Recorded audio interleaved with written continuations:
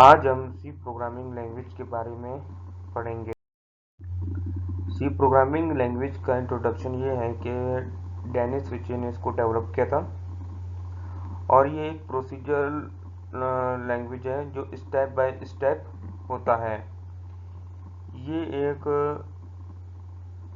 ये मुख्तलिफ किस्म के ऑपरेटिंग सिस्टम और हार्डवेयर प्लेटफॉर्म पर ये सपोर्टेड है और इसके जो मुख्तलिफ किस्म के कंपाइलर वगैरह हैं जिस पर कोड जो है वो एग्जीक्यूट किए जाते हैं। इसके बाद जो है इसका दो स्टेप हैं सी प्रोग्रामिंग के। एक है कंपाइलेशन, दूसरा है लिंकिंग। कंपाइलेशन में ये होता है कि ड्यूरिंग कंपाइलेशन कोई भी एरर या बग आ जाए तो प्रोग्रामर उस एरर और बग को रिमूव करता है। फिर इसके बाद आ जाता है लिंकिंग। लिंकिंग में मुख्तलिफ किस्म के जो ऑब्जेक्ट और फाइल वगैरह होते हैं, लाइब्रेरीज, उनको लिंक किया जाता है। जो भी प्रोग्राम के अकॉर्डिंग जो भी हमें लाइब्रेरी चाहिए होता है उसको लिंक किया जाता है, उसको लोड करते हैं। फिर इसके बाद आ जाता है सिंटैक्स का। सिंटैक्स इसके जो है ये बेसिक सिंटैक्स हैं जो हर प्रोग्राम में ये सिंटैक्स यूज़ किए जाते हैं। जैसे कि ये है ऐश इंक्लूड स्टूडियो डॉट एच, ये है प्री प्रोसेसर डायरेक्टर है। वाइड मेन ये है एग्जीक्यूशन स्टेजेस का, मतलब यहाँ से एग्जीक्यूशन स्टार्ट होती है। फिर है प्रिंट टैब। फिर उसके बाद print tab bracket open semicolon hello world, कि हमें स्क्रीन पर जो भी वैल्यू हमें दिखानी हो वो फिर हम यहाँ प्रिंट टेस्ट में हम लोग को दिखाते हैं। फिर गैच फिर ब्रैकेट वन फिर टर्मिनेट। ये जो है इसका मतलब ये है कि जब प्रोग्राम करने के बाद जब हम लोग उसको रन करते हैं इसका जो रिजल्ट आता है वो एक ब्लैक कलर की स्क्रीन में खुलता है। जब तक वो कोई जो यूज़र है वो जब तक कोई की प्रेस ना करे तब तक रिजल्ट है ये दिखाता रहे स्क्रीन पर। फिर इसके बाद आ जाता है कमेंट्स।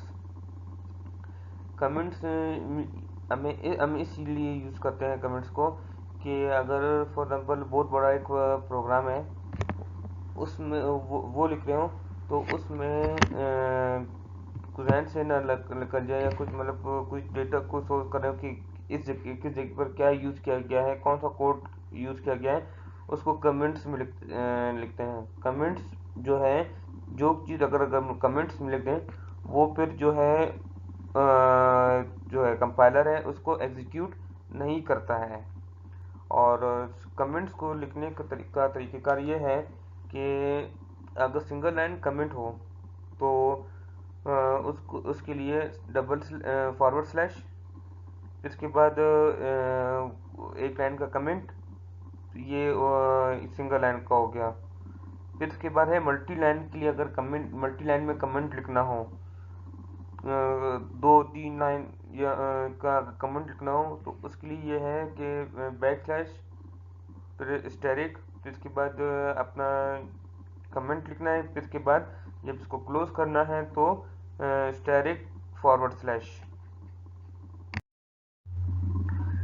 फिर इसके बाद आ जाता है टोकन। टोकन में ये है कि आइडेंटिफायर।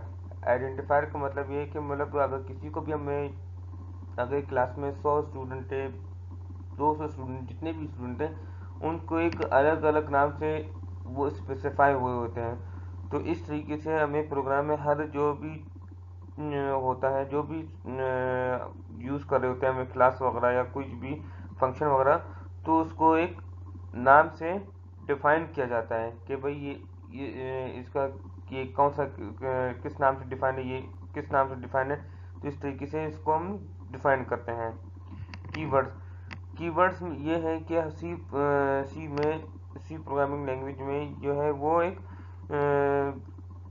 पहले से वर्ड जो है वो स्पेसिफाइड होते हैं। फिर कॉन्स्टेंट्स, फिर कॉन्स्टेंट में जो है ये एक टेम्परेरी मेमोरी है। कॉन्स्टेंट्स में टेम्परेरी मेमोरी होती है जो कि चेंज नहीं होती। फिर इसके बाद आ जाता है स्ट्रिंग। स्ट्रिंग का मतलब ये सीक्वेंस ऑफ करेक्टर के मतलब मुख्तलिफ करेक्टर मिलकर एक नाम बनना।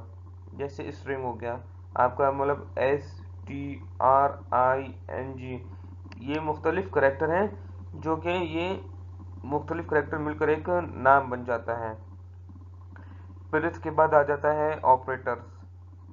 ऑपरेटर्स जो है वो जैसे कि ये है कि ऑर्थोगोनैमिक ऑपरेटर और इस तरह के मुख्तलिफ जो ऑपरेटर वगैरह होते हैं वो यूज़ होते हैं। आगे चलकर जो है हम लोग ऑपरेटर्स के बारे में पढ़ेंगे भी कि ऑपरेटर्स में कौन कौन से फंक्शंस यूज़ होते हैं। इसके बाद आ जाता है स्पेशल सिंबल। स्पेशल सिंबल में ये है कि use for pre processor direction. ये स्पेशल कैरेक्टर से मतलब जो है प्री प्रोसेसर डायरेक्शंस के लिए यूज़ किया जाए। तो आगे चलकर हम लोग प्री प्रोसेसर डायरेक्शन के बारे में भी पढ़ेंगे कि प्री प्रोसेसर है क्या चीज़ है। आगे जब वीडियो होंगी उसमें ये भी बताऊंगा कि ये प्री प्रोसेसर होता क्या है। इसके बाद आ जाता है वेरिएबल। वेरिएबल जो है वो ड्यूरिंग एग्जीक्यूशन वो चेंज होता रहता है। प्रोग्राम खिलाते ये चेंज होता रहता है। उसका जो सिंटैक्स है वो इस तरीके से है कि डेटा टाइप, कि हमें किस टाइप का डेटा टाइप हमें चाहिए। इंट, करैक्टर, फ्लोट, कौन सा हमें डेटा टाइप चाहिए वो यहाँ हम लोग इनिशियलाइज करते हैं। फिर इसके बाद आ जाता है वेरिएबल नेम। वेरिएबल नेम में मतलब ABC जो भी हम लोग उसमें वेरिएबल रखना चाहें वो रख सकते हैं। फिर इसके बाद जो है वेरिएबल नेम, जैसे ऊपर अगर हम लोगों ने ABC जो भी रखा है वो उसको फिर या नीचे वेरिएबल नेम की जगह रखेंगे। फिर इसके बाद उसकी वैल्यू, कि उसकी वैल्यू जो भी हम लोगों ने उसकी वैल्यू रखी होगी वो लिखेंगे। फिर इसके बाद आ जाता है एक छोटा सा एग्जांपल ये है कि जैसे है ऐश इंक्लूड स्टूडियो डॉट एच। फिर इसके बाद वाइड मेन जो है इसकी ये जो है मेन फंक्शन है। फिर इसके बाद जैसे हम लोगों ने पहले पिछले इसमें हम लोगों ने देखा था कि डेटा टाइप, वेरिएबल नेम। अभी इंट जो है ये एक डेटा टाइप है। अभी डेटा टाइप में इंट है, होता है एक इंट है, करेक्टर है, फ्लोट है, डबल है। इस तरीके के हम लोग डेटा टाइप वगैरह यूज़ करते हैं। फिर इसके बाद जो है ए जो है वेरिएबल नेम हम लोगों ने रखा है। और फिर इसके बाद इक्वल टू 10। 10 जो है इसका हम लोगों ने इसको वैल्यू असाइन किया है कि इसका क्या वैल्यू है इसका। फिर इसके बाद आ जाते हैं प्रिंट एफ। प्रिंट एफ में A is equal to %d। %d जो है वो अगर इंट अगर हम लोग यूज़ कर रहे होंगे तो उसके लिए %d होता है। फ्लोट यूज़ करें %f, character %c, float sorry double के लिए उसको %lf ये यूज़ करते हैं। इसके बाद जो है गैच।